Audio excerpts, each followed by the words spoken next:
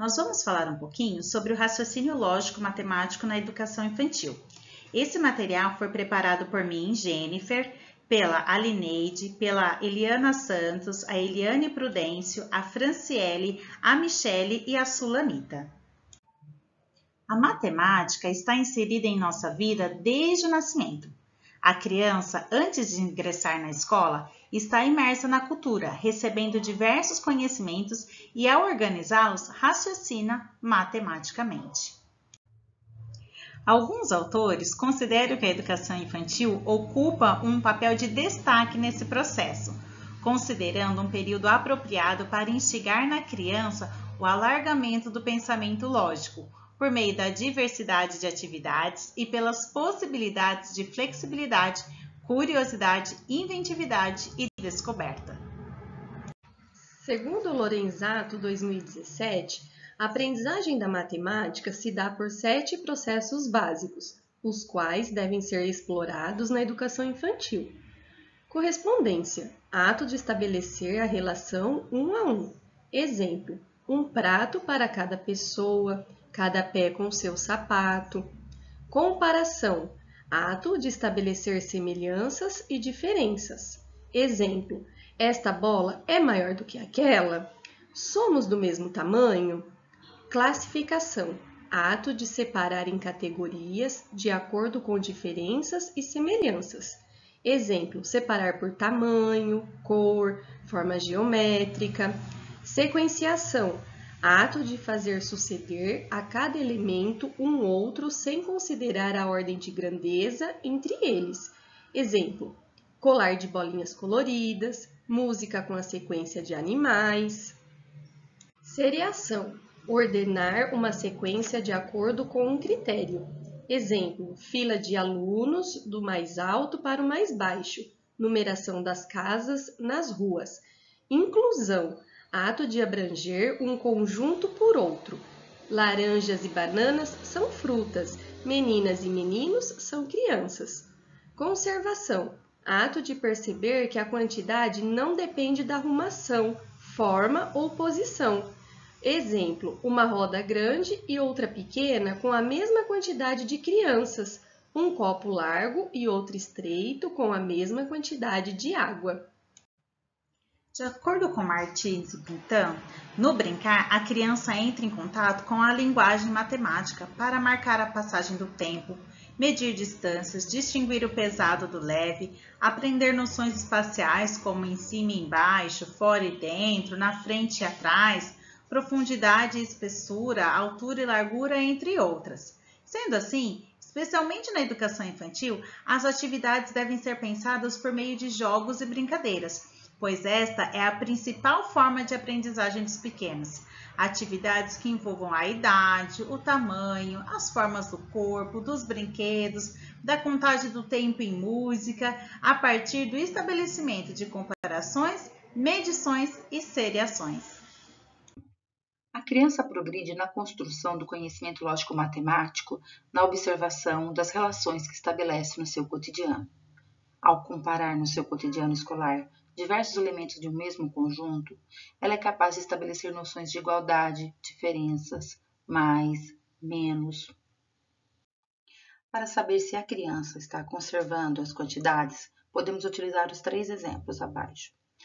No primeiro exemplo, a ausência de conservação de quantidades, ao dispor 5 fichas azuis para a criança e pedir para que ela faça outra fileira com a mesma quantidade de fichas vermelhas, ela vai construir sua fileira em relação ao comprimento da apresentada, podendo variar os espaços para mais ou para menos.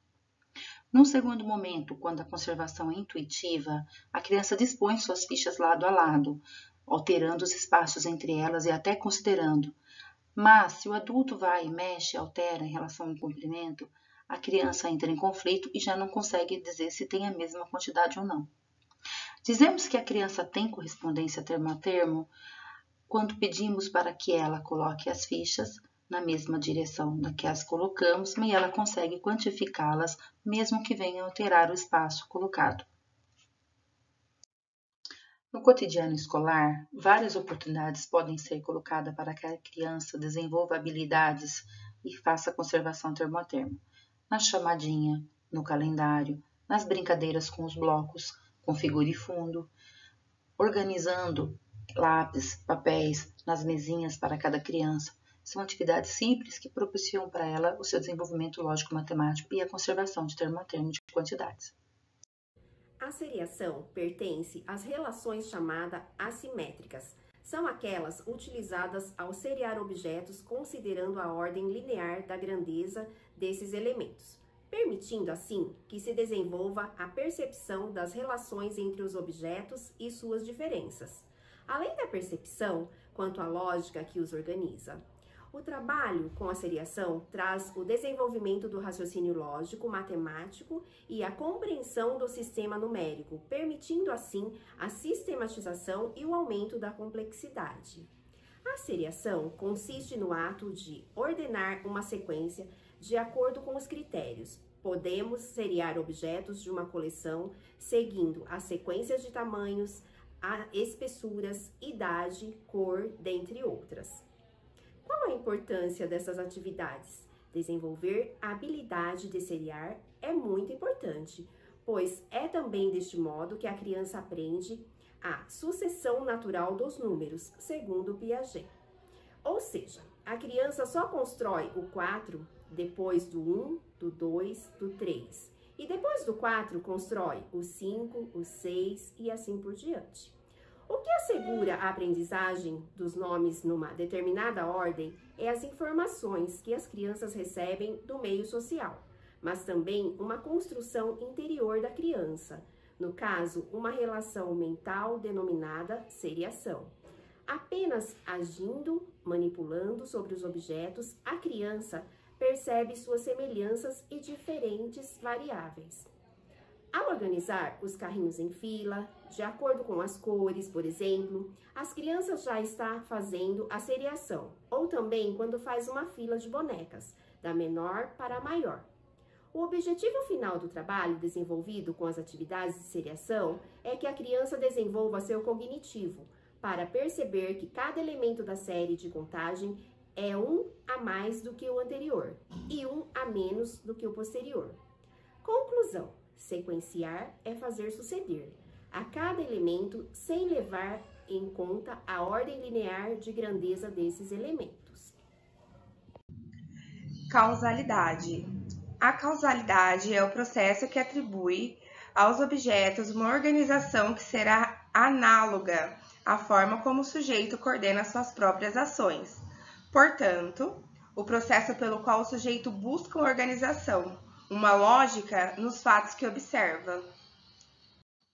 Como exemplo, temos a primeira noção dessa relação de causalidade, que acontece quando o bebê chora, e o choro tem uma resposta, o colo e o conforto do adulto cuidador.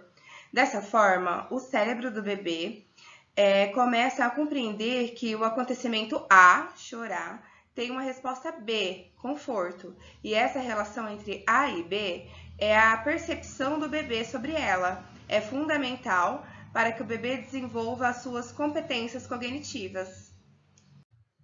O trabalho estabelece relação entre acontecimentos, compreendendo suas relações de causa e efeito, observando como os objetos reagem às diferentes ações. Como exemplos, temos aqui observar como as substâncias se transformam quando submetidas a determinadas condições, modificar suas ações a partir das reações dos objetos, descobrir causas a partir dos efeitos, estabelecer relações de causa e efeito entre acontecimentos, valendo-se da proposição se, então, porquê. Aqui nesse slide, a gente traz alguns exemplos de atividades, como observar como as substâncias se transformam quando submetidas a determinadas condições. Para esse exemplo, temos a mistura de tintas. Misturando tintas, as crianças poderão descobrir como obter outras cores. O que o professor poderá perguntar-lhe também o que acontece com uma determinada cor, quando ela se mistura, o preto ou o branco. A criança fará as misturas para observar o que acontece. Na segunda foto, temos Modificar suas ações a partir das reações dos objetos. Fazer montagens passando bastante cola nas figuras que vão ser coladas e observar como ficou o trabalho. Nessa primeira foto, a sugestão de atividade é para descobrir as causas a partir dos efeitos. Na hora do brinquedo, a criança empurra o caminhãozinho vazio, depois enche com areia ou com pedras e empurra novamente. O professor aproveita a oportunidade para perguntar o que é mais fácil, o caminhãozinho cheio ou vazio e o porquê. Já nessa segunda atividade, a gente vai trabalhar sobre estabelecer relações de causa e efeito entre acontecimentos, valendo-se da proposição se, então, o porquê. Nessa segunda atividade, é uma sugestão de preparação de gelatina. Coloque a gelatina em uma forma, de modo que as crianças saibam quais os ingredientes que devem ser misturados para suas respectivas quantidades. Durante a preparação, o professor conversa com as crianças, fazendo algumas perguntas, tais como: como ficou a água quando misturamos o pó? O que aconteceu com o pó da gelatina? Depois, as crianças colocam o líquido em pequenos recipientes e levam ao congelador. De vez em quando, vão observar o que está acontecendo com a gelatina e assim poder observar a transformação. Olá, bom dia. Então, seguindo com o assunto que foi proposto para o meu grupo de raciocínio lógico matemático, eu trago agora a classificação na educação infantil. Classificar é o ato de separar em categorias, considerando as diferenças e as semelhanças. Por que trabalhar com classificação na educação infantil? Segundo o Referencial Curricular Nacional para a Educação Infantil, o trabalho com noções matemáticas na educação infantil atende às necessidades das próprias crianças de construírem conhecimentos que incidam nos mais variados domínios do pensamento. Por outro, corresponde a uma necessidade social de instrumentalizá-las melhor para o viver, então educação para a vida. Participar e compreender um mundo que exige diferentes conhecimentos e habilidades. Como deve ser esse trabalho na educação infantil? De acordo com as diretrizes curriculares nacionais para a educação infantil, as práticas pedagógicas possuem como eixos norteadores as interações e a brincadeira, ou seja, toda e qualquer experiência proposta às crianças devem perpassar por esses pilares. Então, através das interações e brincadeiras, nós devemos trabalhar a classificação. Daí eu trago uma proposta de atividade, que pode ser feita desde o berçário. É uma atividade de classificar cores, ali são as cores primárias. As crianças vão classificar utilizando utensílios da própria sala, os materiais pessoais da criança.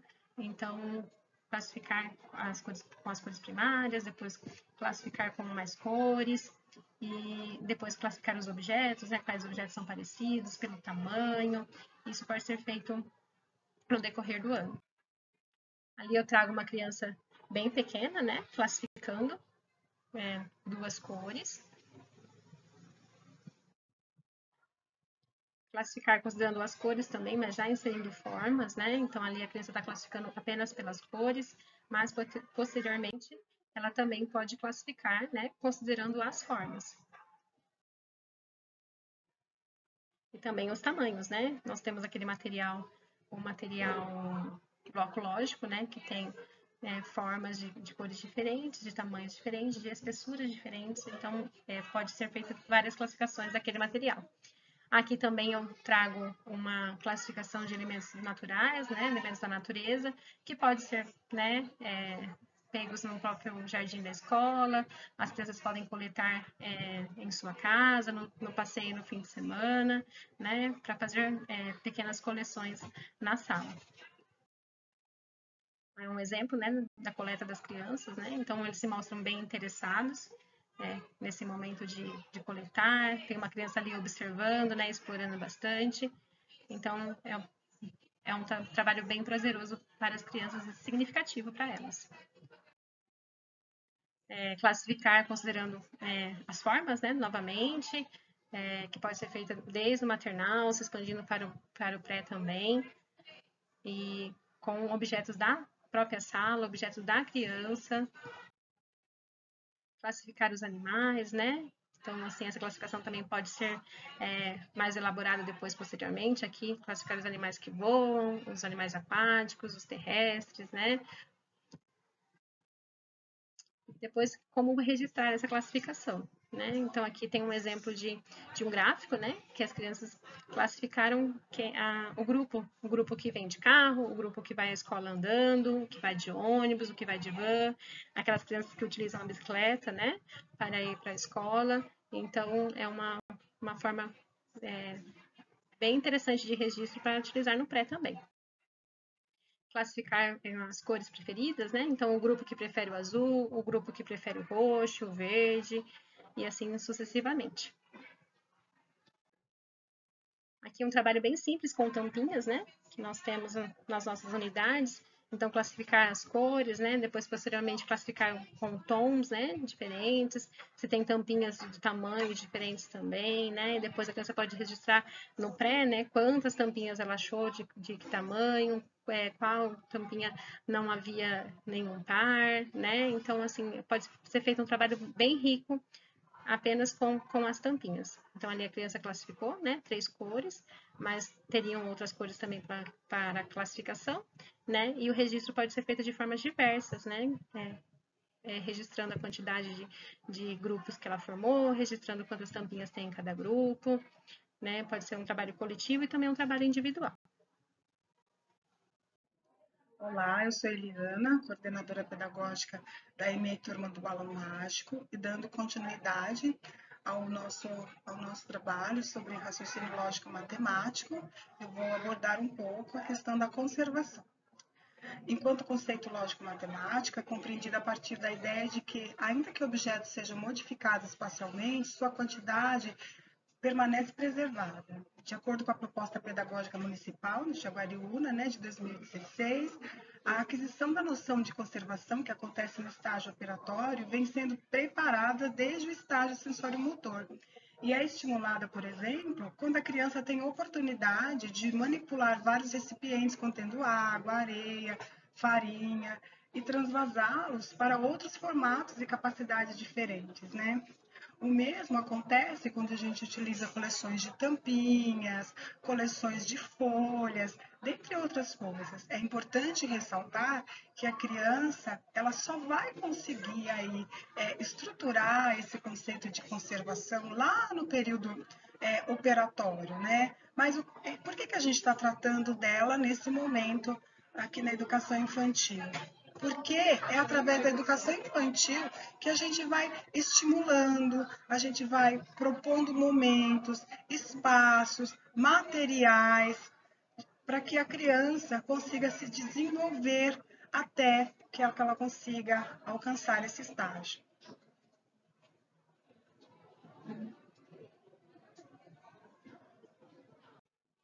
Então, nesse sentido, se faz necessário estimular, através das interações e brincadeiras, né, eixos previstos aí nas diretrizes curriculares nacionais, nas mais diversas práticas pedagógicas do cotidiano escolar e fora dele, organizadas em espaços, tempos e materiais, contemplando os campos de experiência, como, por exemplo, espaços, tempos, quantidades, relações e transformações.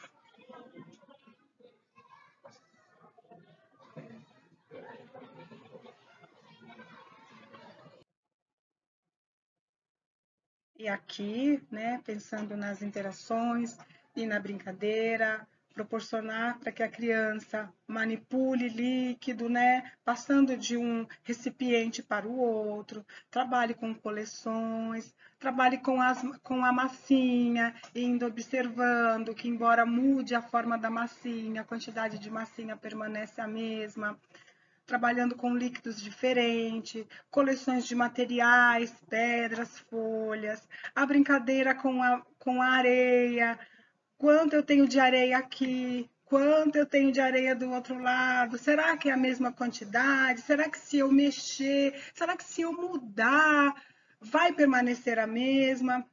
Atividade com palitos, coleções de figuras, ainda que a criança não esteja pronta para chegar a uma resolução, para chegar a um estágio de conservação, ela vai sendo estimulada nesse caminho aí da educação infantil.